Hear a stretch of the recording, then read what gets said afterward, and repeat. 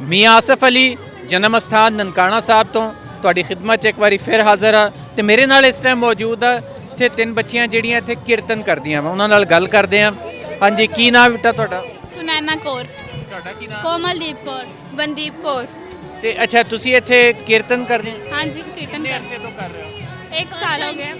First time. ਅੱਛਾ, first time ਕਰ ਰਹੇ ਹੋ? ਹਾਂਜੀ। ਅੱਛਾ, ਤੇ ਕੀ ਪੜਿਆ ਅੱਜ?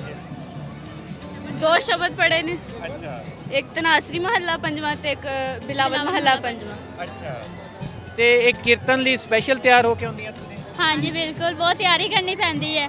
ਬਾਕੀ ਗੁਰੂ ਮਹਾਰਾਜ ਦੀ ਮਿਹਰ ਹੈ, ਸਭ ਕੁਝ ਠੀਕ ਠਾਕ ਹੋ ਗਿਆ, ਅੱਛੇ ਤਰੀਕੇ ਨਾਲ ਹੋ ਗਿਆ। ਇਹ ਪੱਗ ਬੰਨ੍ਹ ਕੇ ਤੇ ਬਕਾਇਦਾ ਸਾਰੇ ਕੱਪੜੇ ਇੱਕੋ ਜਿਹਾ ਪਾ ਕੇ ਆਉਂਦੀਆਂ ਤੁਸੀਂ ਤਿੰਨੇ ਜਿਹੜੀਆਂ? ਹਾਂਜੀ। ਇਹ ਸਪੈਸ਼ਲ ਡਰੈਸ ਆ ਕੀਰਤਨ ਦਾ? ਨਹੀਂ, ਸਪੈਸ਼ਲੀ ਅੰਮ੍ਰਿਤਧਾਰੀਆਂ ਲਈ ਦਸਤਾਰ, ਕਿਰਪਾਨ, ਕੇਸ, ਕੰਗਾ ਸਭ ਕੁਝ ਲਾਜ਼ਮੀ ਹੈ। ਤੇ ਤੁਸੀਂ ਵੀ ਅੰਮ੍ਰਿਤਧਾਰੀ ਹੋ? ਹਾਂਜੀ। ਅੱਛਾ, ਤੇ ਇਹ ਕੀਰਤਨ ਤੁਸੀਂ ਕਦੋਂ ਦਾ ਕਰਨਾ ਸ਼ੁਰੂ ਕੀਤਾ? 1 ਸਾਲ ਹੋ ਗਿਆ। ਸਿੱਖ ਰਹੇ ਹਾਂ ਅਸੀਂ ਆਨਲਾਈਨ, ਕੈਨੇਡਾ ਤੋਂ ਵੀਰ ਜੀ ਸਿਖਾ ਰਹੇ ਨੇ ਸਾਨੂੰ। ਅੱਛਾ, ਪਹਿਲੇ ਯਾਨੀ ਸਿੱਖ ਰਹੇ ਹੋ ਤੁਸੀਂ ਕੀਰਤਨ? ਹਾਂਜੀ, ਇਹ ਸਿੱਖ ਰਹੇ ਹਾਂ ਅਸੀਂ। ਇਹ ਕਿੰਨਾ ਕਰਸਾ ਲੱਗੂਗਾ ਤੁਹਾਨੂੰ ਸਾਰਾ ਕੀਰਤਨ ਸਿੱਖਣ 'ਚ? ਅਗਰ ਕਰਨਾ ਸ਼ੁਰੂ ਕਰੋ ਤੇ ਫਿਰ ਤਾਂ ਨਹੀਂ ਖਤਮ ਹੁੰਦਾ। ਬਾਕੀ ਆਪਣੇ ਤੇ ਹੈ, ਜਿੰਨਾ ਕਰਨਾ ਹੈ ਸਾਡੀ ਫੁੱਲ ਕੋਸ਼ਿਸ਼ ਹੋਏਗੀ ਅਸੀਂ ਮਰਦੇ ਦਮ ਤੱਕ ਕਰੀਏ। ਅੱਛਾ, ਵਾਹਿਗੁਰੂ ਦੇ ਨਾਲ ਜੁੜੀਏ ਬਸ। ਤੇ ਇੱਥੇ ਤੁਸੀਂ ਨਨਕਾਣਾ ਸਾਹਿਬ ਹੀ ਕੀਰਤਨ ਕਰਦੀਆਂ? ਹਾਂਜੀ। ਤੇ ਦੂਜੇ ਗੁਰਦੁਆਰਿਆਂ 'ਚ ਵੀ ਜਾ ਕੇ ਬਾਹਰ ਵੀ ਕਰਦੇ ਹੋ? ਨਹੀਂ, ਫਸਟ ਟਾਈਮ ਅਸੀਂ ਕੀਤਾ ਹੈ ਤੇ ਗੁਰੂ ਮਹਾਰਾਜ ਦੇ ਜਨਮ ਦਿਹਾੜੇ ਤੇ ਕੀਤਾ ਹੈ। ਬਹੁਤ ਖੁਸ਼ੀ ਹੈ ਇਸ ਗੱਲ ਦੀ ਸਾਨੂੰ। ਇਹ ਵੀ ਬੜੀ ਵੱਡੀ ਗੱਲ ਹੈ ਕਿ ਤੁਸੀਂ ਕੀਰਤਨ ਸਟਾਰਟ ਕੀਤਾ ਤੇ ਗੁਰੂ ਜੀ ਤੋਂ ਕੀਤਾ। ਚਲੋ ਜੀ, ਬਹਰਾਲ ਜੀ ਇਹ ਕੀਰਤਨ ਕਰਨ ਵਾਲੀਆਂ ਬੱਚੀਆਂ ਵਾ ਤੇ ਇਹਨਾਂ ਦਾ ਕੀਰਤਨ ਅੰਦਰ ਵੀ ਤੁਹਾਨੂੰ ਜਾ ਕੇ ਬਲਕਿ ਸੁਣਾਉਂਦੇ ਵੀ ਆ ਜਦੋਂ ਇਹਨਾਂ ਨੇ ਕਰਨਾ ਵਾ। ਤੇ ਅੱਗੇ ਨਗਰ ਕੀਰਤਨ ਤੇ ਵੀ ਤੁਸੀਂ ਕੀਰਤਨ ਕਰੋਗੇ? ਮੁਸ਼ਕਿਲ ਹੈ,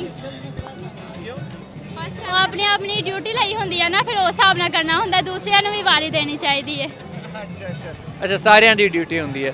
ਚਲੋ ਜੀ, ਇਹਨਾਂ ਦਾ ਕੀਰਤਨ ਵੀ ਸੁਣਾਉਂਦੇ ਆ ਬਾਅਦ ਤੁਹਾਨੂੰ। ਮੇਰੇ ਨਾਲ ਮੌਜੂਦ ਆ ਇੱਕ ਨਿਊਲੀ ਮੈਰਿਡ ਕਪਲ ਤੇ ਉੱਦਾਂ ਦੇ ਤੁਹਾਨੂੰ ਪਤਾ ਇੱਥੋਂ ਇੰਟਰਵਿਊਸ ਅਸੀਂ ਕਰ ਹੀ ਰਹੇ ਹਾਂ ਜਨਮ ਸਥਾਨ ਤੇ ਜਿਹੜੇ ਵੀ ਲੋਕ ਆਏ ਹੋਏ ਆ ਗੁਰਪੁਰਬ ਸ਼ਾਮਲ ਹੋਣ ਲਈ। ਪਰ ਇਹ ਬਿਲਕੁਲ ਇੱਕ ਨਵਾਂ ਵਿਆਹਿਆ ਹੋਈ ਜੋੜੀ ਸੀ। ਮੈਂ ਕਿਹਾ ਚਲੋ ਇਹਨਾਂ ਨਾਲ ਵੀ ਗੱਲਬਾਤ ਕਰ ਲਈਏ। ਮੈਨੂੰ ਲੱਗਦਾ ਅਸੀਂ ਪੁੱਛ ਲੈਂਦੇ ਹਾਂ ਕਿ ਵਾਕਈ ਨਵੀਂ ਵਿਆਹੀ ਹੋਈ, ਕਿਉਂਕਿ ਕਈ ਵਾਰੀ ਇਦਾਂ ਵੀ ਹੁੰਦਾ ਕਿ ਮੈਂ 50 ਸਾਲ ਵਾਲਾ ਬਾਬਾ ਵੀ ਦੇਖਿਆ, ਉਹ ਵੀ ਬੜਾ ਤਿਆਰ ਸ਼ਿਆਰ ਹੋ ਕੇ ਆਏ ਸੀ, ਬੰਦਾ ਬੁੜੀ ਦੋਵੇਂ ਜਣੇ। ਅੱਛਾ, ਇਹ ਪਹਿਲੇ ਤੇ ਦੱਸ ਦਿਓ ਜੀ, ਵਿਆਹ ਤੁਹਾਡਾ ਨਵਾਂ ਹੋਇਆ ਕਿ ਪੁਰਾਣਾ? ਨਵਾਂ ਹੀ ਹੈ ਜੀ। ਨਵਾਂ ਹੀ ਹੈ। ਹਾਂਜੀ। ਨਵਾਂ ਹੀ ਆ ਕੀ ਮਤਲਬ? ਯਾਨੀ ਕਿ ਮਹੀਨਾ ਹੀ ਹੋਇਆ। ਅੱਛਾ, ਮਹੀਨਾ ਹੀ ਹੋਇਆ, ਫਿਰ ਤਾਂ ਨਵਾਂ ਹੀ ਹੋਇਆ ਨਾ ਜੀ। ਅੱਛਾ, ਤੇ ਕੀ ਨਾਂ ਤੁਹਾਡਾ? ਮਨਮੀਤ ਸਿੰਘ। ਕਿੱਥੋਂ ਆਏ ਹੋ? ਅਸੀਂ ਮਰਦਾਨ ਤੋਂ, ਹੌਤੀ ਮਰਦਾਨ। ਅੱਛਾ, ਮਰਦਾਨ ਤੋਂ ਆਏ। ਜੀ ਜੀ। ਤੇ ਇਹ ਵਿਆਹ ਤੋਂ ਬਾਅਦ ਪਹਿਲੀ ਵਾਰੀ ਆਏ ਹੋ ਗੁਰਪੁਰਬ ਤੇ? ਹਾਂਜੀ, ਪਹਿਲੀ ਦਫਾ ਆਏ ਗੁਰਪੁਰਬ ਤੇ। ਜੀ। ਪਹਿਲੇ ਇਕੱਲੇ ਹੁੰਦੇ ਸੀ, ਹੁਣ ਇਕੱਠੇ ਆਏ ਦੋਵੇਂ ਜਣੇ, ਕਿਹਦਾ ਲੱਗਿਆ? ਅੱਛਾ ਫੀਲ ਹੋ ਰਿਹਾ ਹੈ ਤੇ ਦਿਲ ਨੂੰ ਤਸੱਲੀ ਵੀ ਹੋ ਰਹੀ ਹੈ ਇੱਧਰ ਆ ਕੇ, ਤਾਂ ਕਿ ਅਸੀਂ ਖੈਰ ਖੈਰੀਅਤ ਨਾਲ ਪਹੁੰਚ ਆਏ ਹਾਂ ਤੇ ਆਪਣੀ ਯਾਤਰਾਵਾਂ ਸਫਲ ਕਰੀਏ ਇੱਧਰ ਆ ਕੇ। ਔਰ ਬਾਬਾ ਜੀ ਆਪਣੀ ਰਹਿਮਤ ਕਰੇ ਸਾਡੇ ਤੇ। ਹਾਂਜੀ, ਤੁਸੀਂ ਤੇ ਦੁਆ ਕੀਤੀ ਰਹਿਮਤ ਦੀ, ਤੇ ਭਾਬੀ ਤੁਸੀਂ ਕੀ ਦੁਆ ਕੀਤੀ ਆ ਕੇ? बस वाहिगुरु अपना मेहर भरा हाथ रखे हमारे पे, सब शुभकामनाएं पूरी हों, जो भी कामनाएं लोग लेके आते हैं वो संपूर्ण हो, पूरी हों। ਤੇ ਕਿਹਦਾ ਲੱਗਿਆ ਸ਼ਾਦੀ ਤੋਂ ਬਾਅਦ ਆ ਕੇ? ਉਹਦਾ ਪਹਿਲਾਂ ਵੀ ਆਉਂਦੇ ਰਹੇ ਹੋਗੇ ਤੁਸੀਂ, ਸਾਰੇ ਹੀ ਆਉਂਦੇ। ਪਹਿਲੇ ਕਿੰਨੀ ਵਾਰੀ ਆਏ ਸੀ? बहुत दफ़ा आए हूँ, पहले काफ़ी टाइम आए हैं, लेकिन शादी के बाद फर्स्ट टाइम आए हैं। ਤੇ ਹੁਣ ਕਿਹਦਾ ਲੱਗ ਰਿਹਾ? बहुत अच्छा लग रहा है। ਪਹਿਲੇ ਤੇ ਜ਼ਾਹਿਰ ਅੱਬਾ ਜੀ ਨਾਲ ਹੁੰਦੇ ਸੀ, ਉਹ ਤੇ ਟੋਕਦੇ ਰਹਿੰਦੇ ਸੀ ਇੱਧਰ ਉੱਧਰ ਜਾਣ ਤੋਂ। ਹੁਣ ਸਗੋਂ ਤੁਸੀਂ ਸਰਦਾਰ ਜੀ ਨੂੰ ਟੋਕ ਰਹੇ ਹੋ। नहीं, साथ ही होते। ਅੱਛਾ, ਵੈਸੇ ਦੱਸੋ, ਇਹ ਗੱਲ ਦੱਸੋ ਕਿ ਪਹਿਲੇ ਤੇ ਹੁੰਦਾ ਬੰਦਾ ਇਕੱਲਾ ਜਿੱਧਰ ਮਰਜ਼ੀ ਫਿਰੇ, ਜਿੱਥੇ ਮਰਜ਼ੀ ਪੈ ਕੇ ਸੌਂ ਜਾਵੇ, ਬਹਿ ਜਾਵੇ। ਹੁਣ ਨਾਲ ਭਰਜਾਈ ਆ ਤੇ ਉਹ ਤੇ ਫਿਰ ਬੜਾ ਰੱਖਦੀ ਹੋਣੀ ਹੈ ਕਿ ਇੱਧਰ ਨਹੀਂ ਜਾਣਾ, ਇੱਧਰ ਨਹੀਂ। ਨਹੀਂ ਭਰਜਾਈ ਇੰਨਾ ਟੋਕਦੀ ਨਹੀਂ, ਬਲਕਿ ਉਹ ਆਪ ਵੀ ਮੇਰਾ ਸਪੋਰਟ ਕਰਦੀ ਹੈ।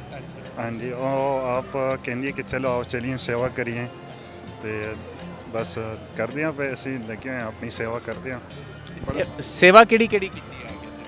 ਬਸ ਅਜੇ ਹੁਣ ਹੀ ਆਏ ਹਾਂ ਅਸੀਂ, ਤਕਰੀਬਨ ਘੰਟਾ ਡੇਢ ਹੀ ਹੋਏ, ਤੇ ਬਸ ਹਾਲੇ ਲੰਗਰ ਖਾਦੇ ਤੇ ਹੁਣ ਥੋੜਾ ਅਸੀਂ ਕਿ ਚਲੋ ਘੁੰਮ ਫਿਰ ਲੈਂਦੇ ਹਾਂ, ਫਿਰ ਉਸ ਤੋਂ ਬਾਅਦ ਸੇਵਾ ਵੀ ਕਰਦੇ ਹਾਂ। ਦੇਖੋ ਜੀ, ਇਹ ਬੜੀ ਸੋਹਣੀ ਗੱਲ ਆ ਕਿ ਉਹ ਆਪਣੀ ਸ਼ਾਦੀ ਤੋਂ ਬਾਅਦ ਉਹਨਾਂ ਨੇ ਕਿਹਾ ਜਾ ਕੇ ਅਸੀਂ ਪਹਿਲੇ ਇੱਥੇ ਹਾਜ਼ਰੀ ਦੇ ਕੇ ਆਈਏ, ਮੱਥਾ ਟੇਕ ਕੇ ਆਈਏ, ਗੁਰਪੁਰਬ ਤੋਂ ਹੋ ਕੇ ਆਈਏ। ਲੋਕੀ ਤਾਂ ਇੱਧਰ ਉੱਧਰ ਨਿਕਲ ਜਾਂਦੇ ਆ, ਪਰ ਇਹ ਬੜੇ ਹਰ ਕਿਸੇ ਦੇ ਆਪਣੀ ਹੁੰਦੀ ਹੈ ਨਾ ਇੱਕ ਖਾਹਿਸ਼। ਉਹਨਾਂ ਨੇ ਕਿਹਾ ਜਾ ਕੇ ਅਸੀਂ ਉੱਥੇ ਗੁਰਦੁਆਰੇ ਮੱਥਾ ਵੀ ਟੇਕੀਏ ਤੇ ਨਾਲੇ ਜਾ ਕੇ ਸੇਵਾ ਵੀ ਕਰਕੇ ਆਈਏ। ਤੇ ਆਪਣਾ ਜਿਹੜਾ ਨਵੀਂ ਜ਼ਿੰਦਗੀ ਆ ਉਹਦੇ ਲਈ ਦੁਆਵਾਂ ਵੀ ਕਰਕੇ ਆਈਏ। ਬਹਰਹਾਲ ਜੀ ਸਾਡੀ ਵੀ ਦੁਆਵਾਂ ਤੁਹਾਡੇ ਨਾਲ